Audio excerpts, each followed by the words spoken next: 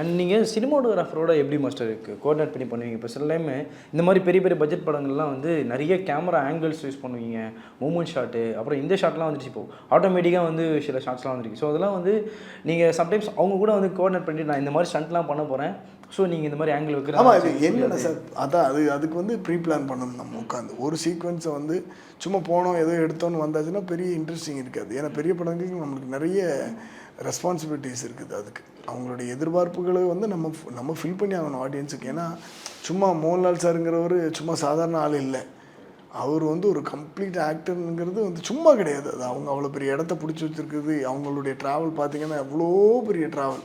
இந்த ட்ராவலில் நம்ம வந்துட்டு ஈஸியாக இழுத்து போட முடியாது. அவங்களுக்கு ஈக்குவல் கொடுத்து நம்ம மேலே போகணும் இல்லையா? ஸோ இப்போ நம்ம முன்னாடியே ப்ரீ பிளான் பண்ணி இப்போ இந்த ஸ்டண்ட்ஸ் எல்லாம் பார்த்திங்கன்னா ப்ரீவிஷுவலைசேஷன் பண்ணோம்.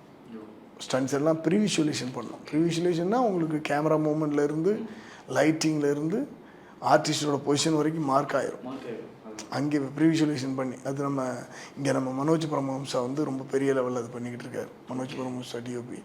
ஸோ அங்கே வந்து அது போய் ப்ரீவிஷுவலைசேஷன்லாம் பண்ணி ஏன்னா 150-200 ஃபைட்டர்ஸ் வச்சுக்கிட்டு அங்கே போய் விளாண்டுக்கிட்டு இருக்க முடியாதுன்னு சொல்லி மேக்ஸிமம் அந்த ப்ரீவிஷுவலைசேஷன்லாம் பண்ணி அதுலேருந்து கேமராமேனுக்கு போய் கேமராமேனுக்கு இப்போ எங்கே தெரியும் அல்ட்ரா ஸ்லோ மோஷன் எங்கே தேவைப்படுது, எங்கே முகப்போட்டு தேவைப்படுது, எங்கே ரோப் கேம் தேவைப்படுது, எங்கே ட்ரோன் தேவைப்படுது, எல்லாமே தெரிஞ்சிடும். ஸோ இப்படி தான் அது பிளான் பண்ணி பண்ணேன்.